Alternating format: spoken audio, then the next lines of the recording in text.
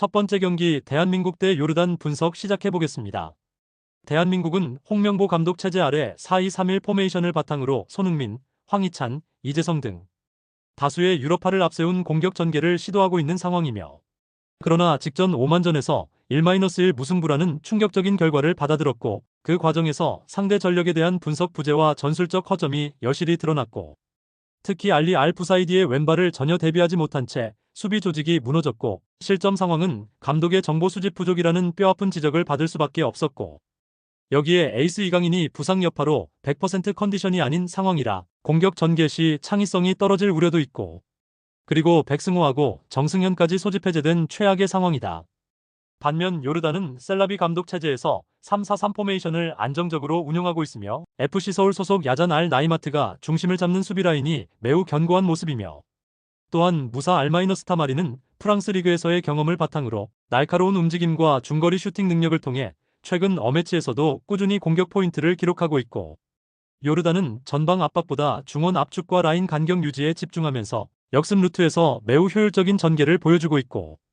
객관적 전력에서는 한국이 앞서지만 현재 전술적인 짜임새와 조직력, 그리고 상대 전력 분석에 기반한 준비도는 요르단이 더 안정적인 구조를 갖추고 있다. 홍명보 감독은 직전 경기에서 드러난 전술적 허점을 극복하지 못한 채 다시 한번 상대를 얕잡아보는 경기 운영을 펼칠 가능성이 크고,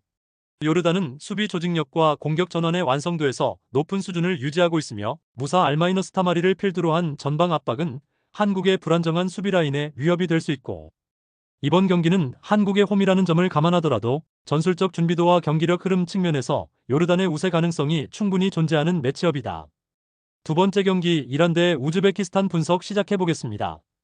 이란은 갈레노이 감독 체제에서 4-2-3-1 포메이션을 기반으로 좌우 풀백의 적극적인 공격 가담과 윙포워드의 넓은 폭 활용을 중심으로 상대를 공략하는 전술을 구사하고 있고, 특히 자한 바크시와 모헤비는 측면에서의 속도감 있는 돌파와 컷인 능력을 모두 보유하고 있고, 아즈무는 박스 안에서의 포스트업과 결정력에서 확실한 존재감을 보여주고 있고, 이란의 가장 강력한 전술 포인트는 바로 측면 2인 구조의 수적 우위 활용이다. 이는 3-4-3 포메이션을 사용하는 우즈베키스탄에게 큰 부담이 된다. 우즈벡은 좌우 윙백 한 명씩만 측면을 커버하는 구조로 이란의 풀백 윙어 2인 조합이 몰아붙일 경우 수비적으로 수적 열세에 빠지게 된다. 즉, 측면 공간에서 계속 밀릴 가능성이 높다는 얘기고,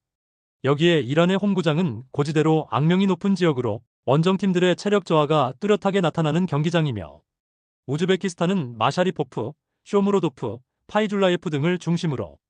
속도 있는 역습 전개를 시도하겠지만, 고지대 환경에서 이 같은 템포를 후반까지 지속하기는 매우 어렵고, 또한 수비 라인이 좌우로 계속 흔들릴 경우 중앙에서도 실점으로 연결될 수 있는 패턴이 반복될 가능성이 높고, 결국 이 경기는 이란이 체력적, 전술적으로 모두 우위에 선 경기로 전개될 공산이 크다. 이란은 측면 수적 우위를 이용한 전술 구조, 고지대 홈 경기라는 환경 이점, 핵심 공격 자원들의 컨디션까지 더해지며 안정적인 경기 운영이 예상된다. 반면 우즈베키스탄은 전술상 상극을 만난 데다 원정 체력 변수까지 겹쳐 경기 후반 갈수록 밀릴 가능성이 높은 구조고, 전체적으로 흐름은 이란이 잡고 경기를 주도할 가능성이 크며 다득점 승리까지도 노려볼 수 있다. 세 번째 경기 몰도바 대 에스토니아 분석 시작해보겠습니다. 몰도바는 클레스첸코 감독 체제 아래 3-5-2 전형을 기반으로 중앙 밀집과 후방 수비 블록 형성을 통해 안정적인 경기 운영을 추구하고 있고, 니콜라에스쿠와 포스톨라치의 투톱은 있지만 수비 부담이 커지면 전방 압박 자체가 느슨해지며 빠른 역습보단 오히려 수비 안정에 집중하는 보수적인 흐름이 자주 나타난다. 레압추크가 윙백으로서 넓은 폭을 커버하긴 하지만 그 역시 공격보단 수비 가담에 더 비중을 둔다. 에스토니아는 위르겐 헨 감독이 이끄는 4-2-3-1 전형을 활용하고 있으나 공격적인 시도보다는 라인을 내리고 중원 싸움에서 버티는 스타일이 강하며, 팔루메츠와 시냅스키가 이선에서 역습 시 속도를 더해주는 역할을 하지만 공격 전개가 빠르지 않고 전방으로의 전환도 제한적인 편이고, 수비 시엔 양 풀백이 라인을 깊게 내려 중미와 수비 라인 간 간격을 좁히며 이는 상대에게 뚜렷한 찬스를 주지 않겠다는 전형적인 잠그는 운영이다. 결국 양팀 모두 페널티 박스 부근까지 수비 라인을 내리고 중앙 압박에 비중을 두며 빠른 전개보다는 공간 차단에 집중하는 운영을 선호하고 있다. 이는 곧 90분 동안 치고받는 전개 없이 루즈하게 경기가 흘러갈 가능성이 높다는 것을 의미한다.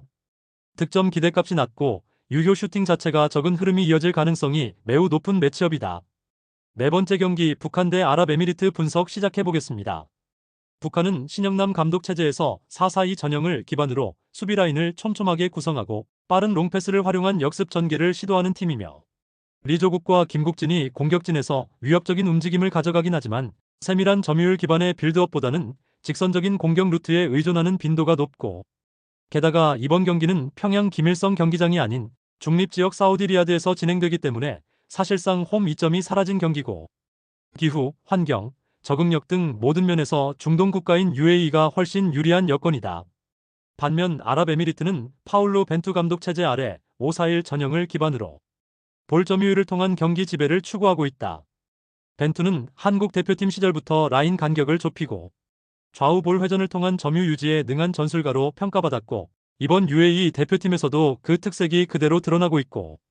특히 카이오 루카스와 야히야 알 가사니는 좌우에서의 개인 돌파와 크로스 제공에 능하며, 하리브 압달라 수하일은 박스 근처에서의 움직임이 날카로운 자원으로 북한 수비가 라인 간격을 놓치는 순간 침투가 이루어질 가능성이 높다.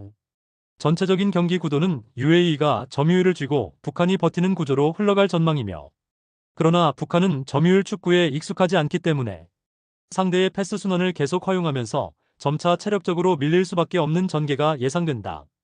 게다가 중립지라는 변수까지 고려하면 벤투 감독 특유의 조직력이 더욱 빛을 발할 수 있는 구도다. 다섯 번째 경기 쿠웨이트 대 오만 분석 시작해보겠습니다. 쿠웨이트는 피치 감독 체제 아래 4-2-3-1 포메이션을 유지하고 있으며, 유세프와 아흐마드, 모하마드 다함을 중심으로 조직적인 수비와 롱볼 기반의 역습을 시도하고 있고, 하지만 전체적으로 전방에서의 유기적인 움직임이 떨어지고 세밀한 침투나 결정적인 찬스 창출 빈도가 적은 편이며, 공격 루트가 단조롭고 템포를 끌어올리는 데 어려움을 겪고 있어 득점력 자체에 한계가 드러나고 있는 상황이며,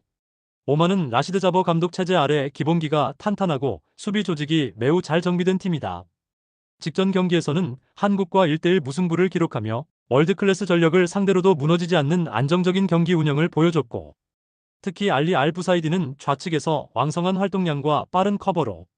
상대 측면을 효과적으로 봉쇄하고 있으며, 자밀 알 야마디는 중원에서 템포 조절과 볼 배급 역할을 안정적으로 수행하고 있고, 하지만 한국 원정 이후 다시 쿠웨이트 원정으로 이어지는 장거리 비행과 체력 부담은 분명히 변수로 작용할 수밖에 없다. 이 경기는 쿠웨이트가 수비적으로 내려앉고 오만도 피로 누적으로 인해 과도한 전진보다는 안정적인 운영에 초점을 맞출 가능성이 높고, 양팀 모두 전술적으로 실점 억제를 우선순위로 두는 상황이라면 공격보다 수비 중심의 루즈한 경기 흐름이 예상되는 매치업이다. 여섯 번째 경기 팔레스타인 대 이라크 분석 시작해보겠습니다. 팔레스타인은 이합 아부 자자르 감독 체제 아래 4-4-2 전형을 바탕으로 강한 조직력과 라인 간격 유지에 중점을 둔 전형적인 실점 억제형 팀이며, 웨삼 아부 알리와 자이드 콘바르의 투톱 조합은 왕성한 활동량을 바탕으로 수비 부담을 분산시키는 역할을 수행하지만 마무리 능력과 전방 연계의 부재로 인해 실질적인 공격 위협은 떨어지는 편이고, 다바그가 중원에서 템포 조절과 전진 패스를 시도하지만 공격 루트 자체가 다양하지 않아 득점 기대값이 상당히 낮은 팀 구성이다. 이라크는 헤수스 카사스 감독이 이끄는 4-2-3-1 전형을 유지하고 있으며 중앙 공격에 초점을 맞춘 단순한 전개를 자주 활용하고 있고, 알리 자심은 박스 근처에서 침투를 시도하지만 이라크의 핵심 루트는 여전히 아이맨 후세인에게 집중되어 있고, 이는 전술 다양성 부족을 의미하며 상대가 후세인만 차단해도 전체 공격 흐름이 끊기는 장면이 자주 발생한다. 또한 모하나드 알리의 측면 움직임은 위협적이긴 하나 결정적인 순간의 마무리가 불안정한 점 역시 한계다. 결국 이번 경기는 양팀 모두 수비 조직력은 안정적이나 공격 전개에서 확실한 해답을 찾지 못하고 있는 구조로 경기 흐름이 루즈하게 전개될 가능성이 높고, 골문 앞에서의 마무리 부족으로 인해 득점 없이 끝날 확률도 배제할 수 없다.